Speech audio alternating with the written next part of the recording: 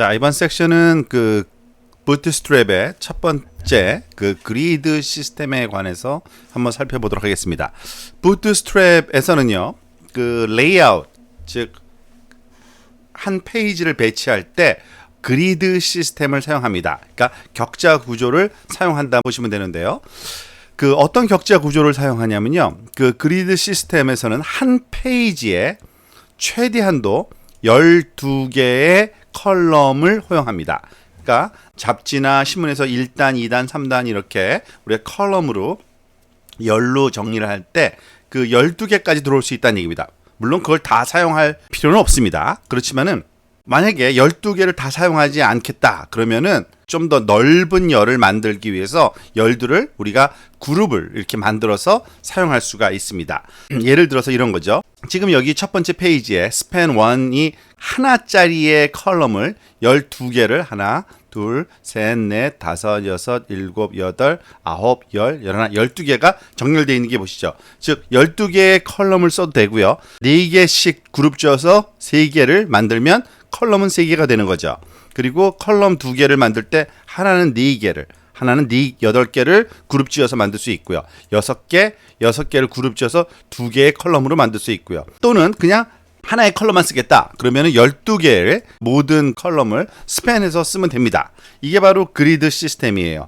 이런 부트스트랩의 그리드 시스템의 장점은 뭐냐면요, 반응형이라는 겁니다. 지금 무슨 말이냐면 이 열들을 화면 크기에 따라서 스스로 재정렬되도록 만들어줍니다. 그러니까 큰 스크린에서는요, 내용이 세 열로 구성되는 것이 잘 보여질 때는 그냥 세 열을 그냥 쓰는데, 만약에 작은 스크린에서 그 동일한 내용을 보여줘야 될 경우에는 열로 나누는 것이 아니라 상단과 하단으로 이렇게 스택돼가지고 쌓여서 보여지도록 자동적으로 재조정이 된다는 얘기입니다. 그 주의할 점은요, 그리드 컬럼은 한 행에 12개까지만 추가할 수 있는 게 제한이고요. 그 이상에 만약에 우리가 컬럼을 넣게 되면 그 뷰포트의 크기와 모양에 상관없이 무조건 그 아래쪽으로 그냥 내려가서 이렇게 쌓여지게 될 겁니다. 그것이 무엇을 나타내는가는 이따가 우리가 예제를 통해서 한번 좀 살펴보도록 하고요. 그러기 위해서는 그리드 클래스를 사용해야 됩니다. 클래스. 그리드에서 사용하는 클래스에는요, 4가지의 그리드 클래스가 존재합니다. 왜 4가지가 존재하냐면 그 스크린의 사이즈가 크게 봐서 4가지의 그 카테고리로 나눌 수 있기 때문에 그래요.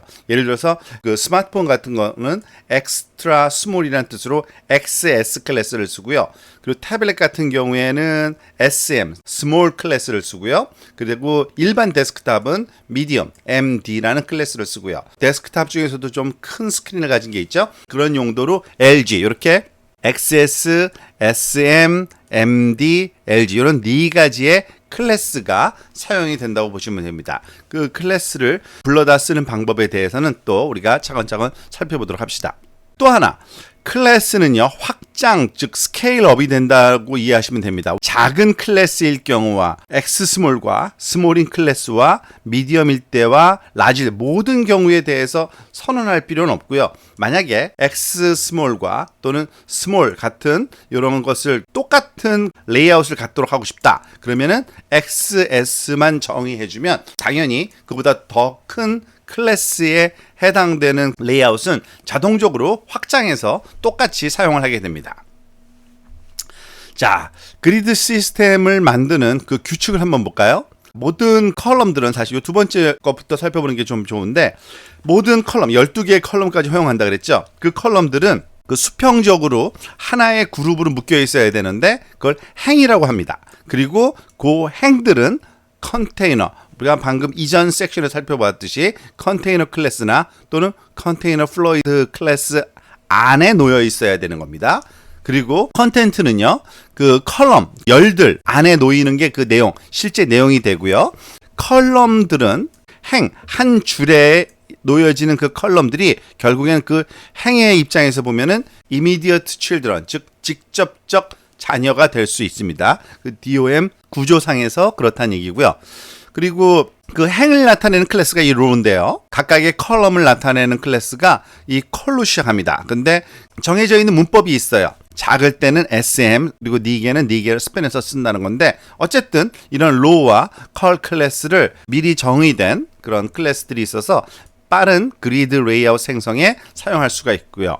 컬럼과 컬럼 사이에는 이런 패딩 때문에 홈통 또는 거터라고 하는데 그 사이와 사이에 공백이 좀 주어질 수 있고요. 그리드 컬럼에서 사용 가능한 12개 열 중에서 만약에 우리가 스팬에서 쓰고자 한다면, 즉 컬럼을 하나만 쓰는 게 아니라 여러 개를 확장해서 쓰고 싶으면 이와 같이 컬 SM4 하이픈으로 연결해서요. 이런 문법이 사용됩니다. 그 예를 한번 볼까요?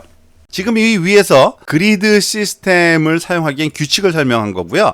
그 규칙이 적용된 가장 기본적인 구조를 한번 보면 이렇습니다. 모든 HTML 안에 들어오는 일반적인 요소들은요, 항상 이 컨테이너 클래스를 갖는 디비전 안에 들어와야 되고요.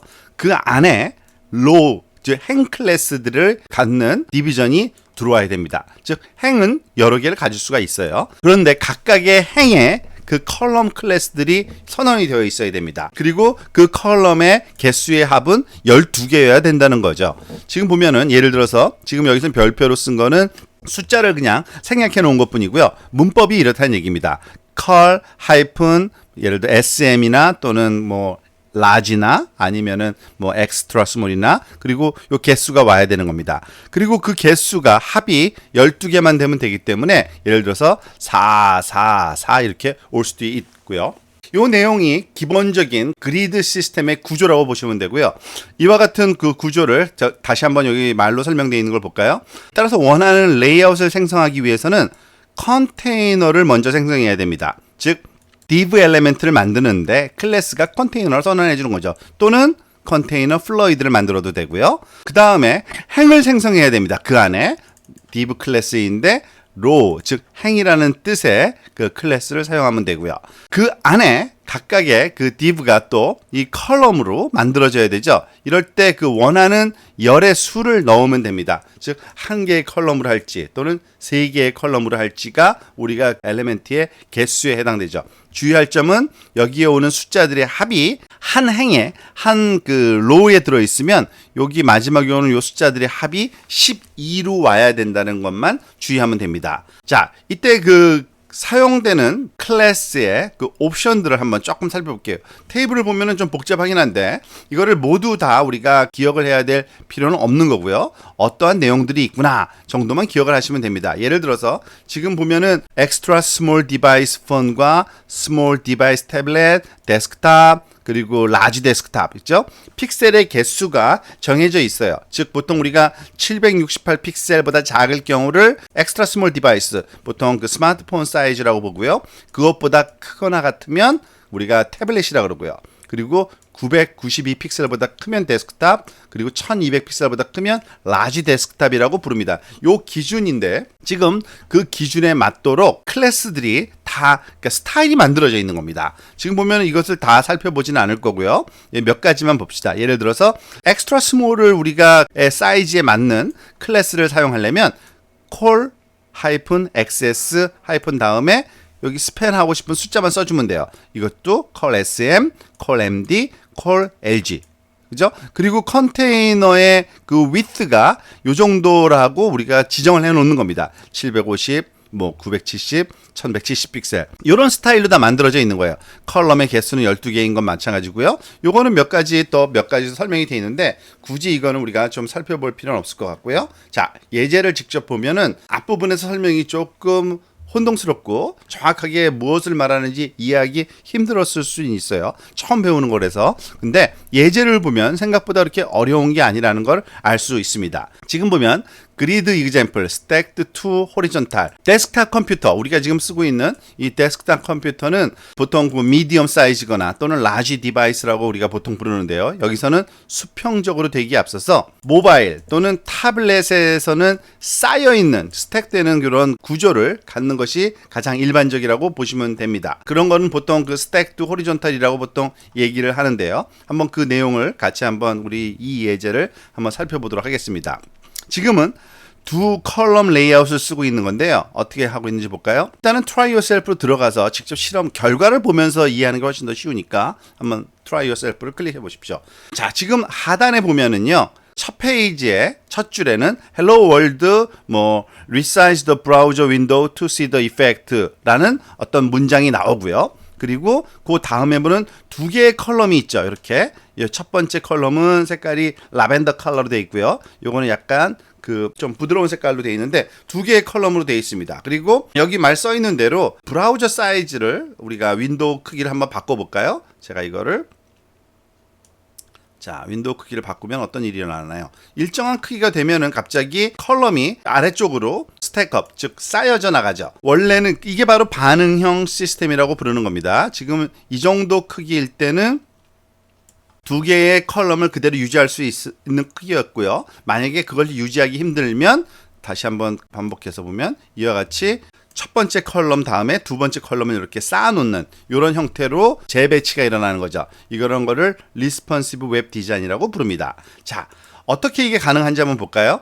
아까 봤듯이 가장 기본적인 거는 이 헤드 섹션에 우리가 앞에서 얘기한 메타 태그와 링크 태그와 스크립트 태그를 써서 CDN으로부터 부트스트랩 파일을 가져오도록 만들어 놓고요. 자, 기본적인 구조는 이렇습니다. 항상 그 HTML 그 바디 섹션 안에 디비전이 있어야 돼요. 처음부터 끝까지가 한 디비전인데 어디에 넣어놔야 된다 그랬죠?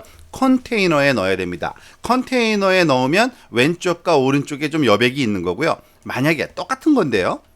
컨테이너 플로이드에 넣으면 어떻게 된다 그랬죠? 바짝 양쪽을 다 쓰는 겁니다. 그러니까 그 여백을 두질 않는 거예요. 그 차이만 있는 거니까 그걸 잘 기억을 하시고요. 그러니까 전체의 모니터 스크린을 다 쓰냐 아니면 일부 여백을 두느냐가 컨테이너 vs 컨테이너 플로이드입니다. 자, 그런데 그 안에 일단은 그 H1 엘리멘트 그리고 패러그래프 즉 하나의 행을 전체를 쓸 때는 이런 로우 클래스를 굳이 쓸 필요는 없습니다. 행 전체를 쓰려면 그냥 hello world resized 어쩌고저쩌고 문장을 쓰면 되고요. 자, 여기서부터 여기까지가 새로운 우리가 그 안에 하나의 행으로 지금 선언이 되어 있는 겁니다. 여기서부터 여기까지가 지금 하나의 행으로 되어 있는 거죠. 그 행이 행 안에는 컬럼이 올 수 있는 겁니다. 즉 여기서부터 요 라벤더 컬러와 조금 붉은색이 띄는 요 컬럼 두 개가 하나의 행인 거고요. 그 하나의 행 안에 컬럼이 지금 두 개가 있는 거죠. 디비전 하나, 두 번째 디비전 또 여기 내려가 보면 또 하나. 자, 첫 번째 디비전부터 볼게요. 자, 그 행 안에 컬럼이 들어 있는데 이 컬럼을 어떻게 선언했나 볼까요? 컬럼 SM6. 자, 무슨 말이냐면 작은 사이즈일 경우에는 6컬럼을 한 덩어리로 해서 쓰란 얘기입니다. 그리고 두 번째 거는요. SM6. 이것도 역시 작은 사이즈. 근데 스케일 업 된다 그랬죠.